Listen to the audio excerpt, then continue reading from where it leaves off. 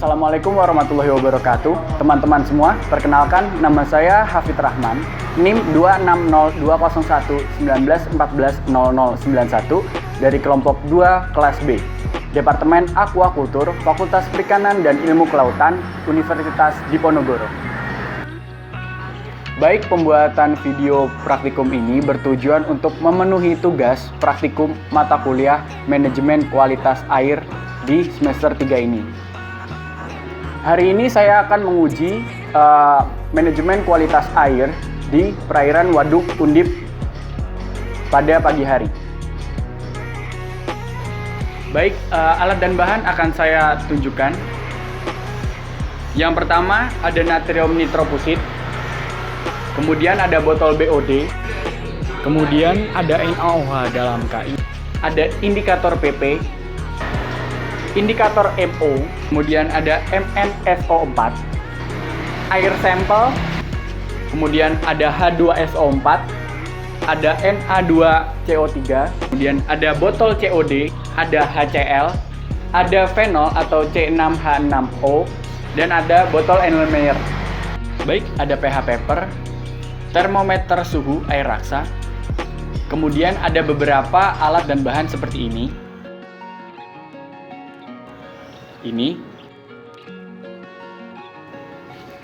dan ini.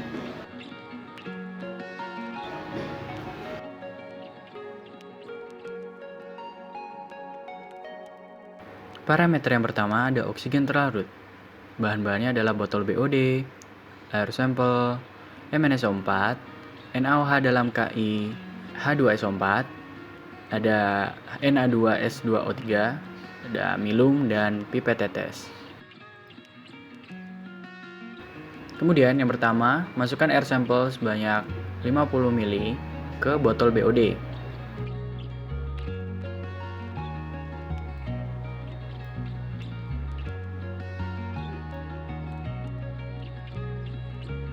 Kemudian, tambahkan 1 ml MnSO4 dan NaOH dalam KI ke dalam botol BOD.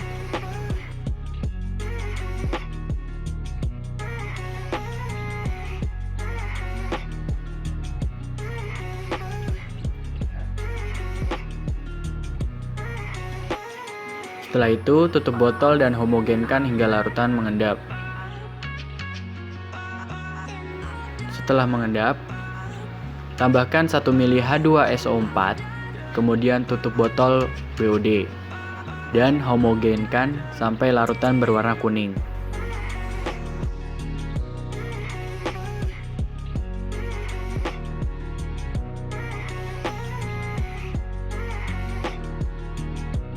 Setelah berwarna kuning, pindahkan 50 ml sampel ke dalam botol Erlenmeyer. Kemudian titrasi dengan Na2S2O3 hingga larutan berubah menjadi warna kuning muda.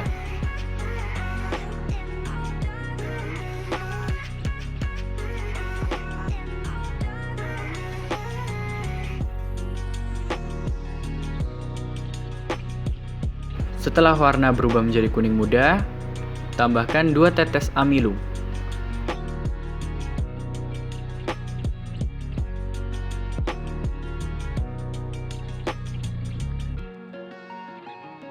Apabila timbul warna biru, kemudian lanjutkan dengan titrasi dengan Na2S2O3 hingga warna berubah menjadi bening.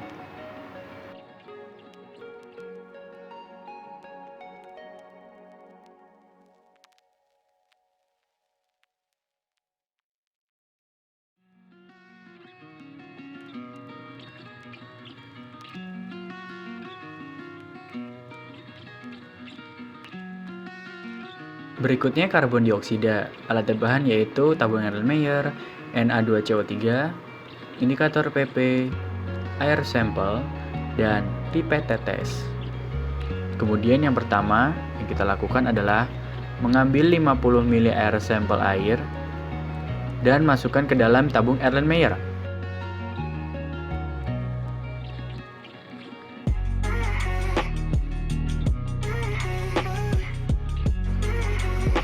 Kemudian, tambahkan 2 tetes indikator PP.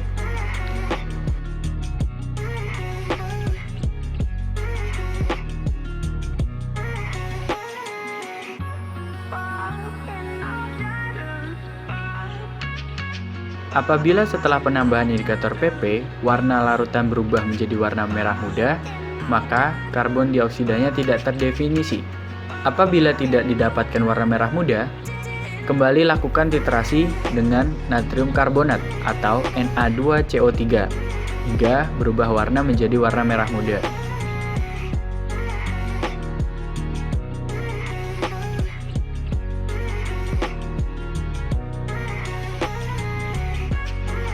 Berikutnya ada alkalinitas. Alat dan bahan yaitu air sampel, indikator MO, pipet tetes, indikator PP, HCl, dan botol Erlenmeyer. Yang pertama, ambil 50 ml sampel air dan masukkan ke dalam tabung Erlenmeyer.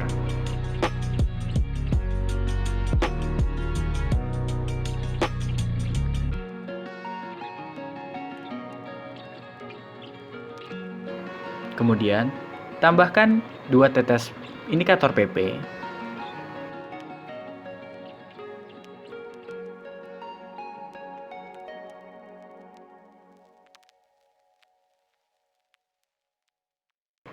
Apabila larutan berubah menjadi warna merah muda, lanjutkan dengan titrasi HCl hingga warna merah muda hilang.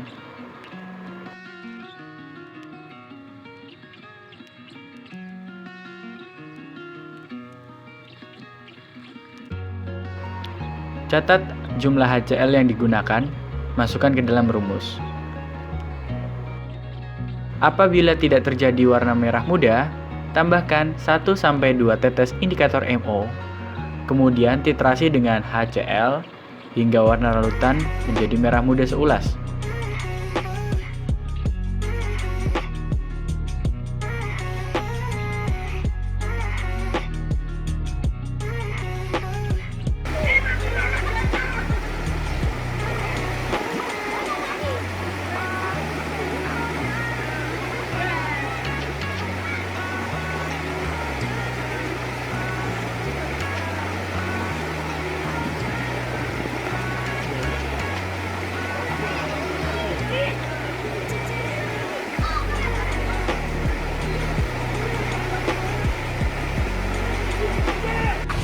Oke, baik, kali ini saya akan mensimulasikan bagaimana kita mencari perhitungan produktivitas primer.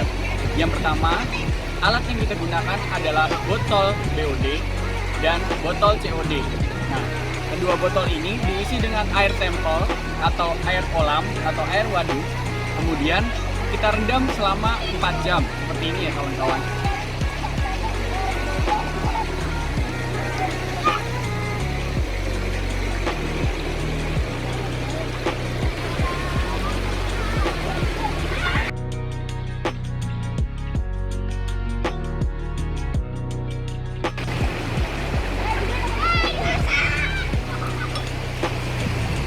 Baik, setelah menunggu selama 4 jam, kita ambil kedua botol ini. Nah, perhitungan PP adalah PP sama dengan botol terang dikurang botol gelap dibagi X, atau waktu yang kita butuhkan untuk merendam botol ini, kemudian dikalikan 12/32 dikali 1000 per PQ. PQ bisa diganti dengan 1,2. Itu dia.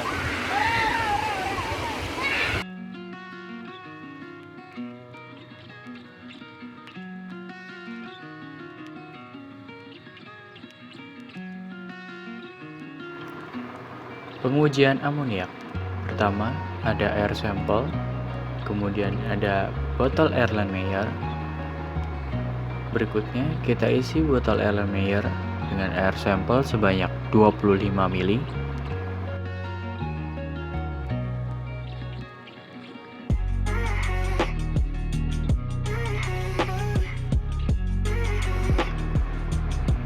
Setelah itu, kita tambahkan 1 ml larutan fenol, kemudian homogenkan.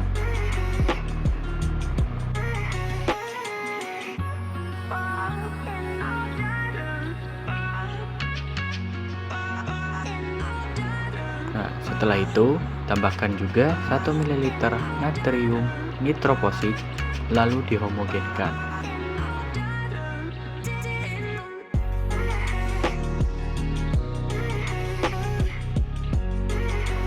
Setelah dihomogenkan, tutup Erlenmeyer dengan plastik atau parafin film dan biarkan selama 1 jam untuk pembentukan warna.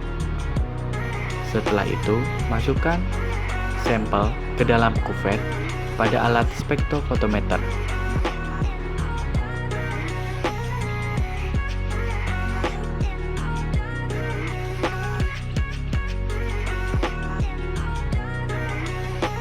Pengujian kadar asam menggunakan pH universal di perairan Waduk Undip. Yuk langsung saja. Pertama, keluarkan pH universal. Kemudian, masukkan ke dalam air dan tunggu beberapa menit hingga terjadinya perubahan warna. Setelah itu, kita cocokkan dengan tabel di wadah pH universal. Seperti ini. Nah, ini pH-nya itu 6, kawan-kawan semuanya.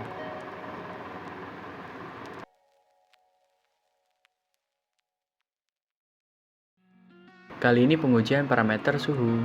Yang pertama kita gunakan adalah termometer air raksa.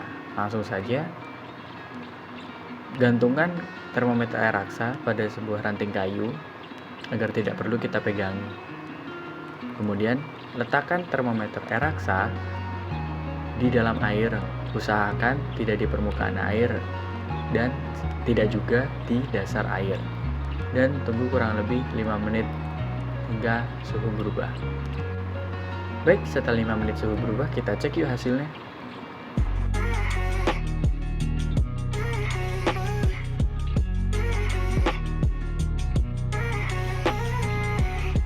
Nah, di sini ada perubahan, yaitu sebesar ini ya, suhu perairan ini 28 derajat Celcius.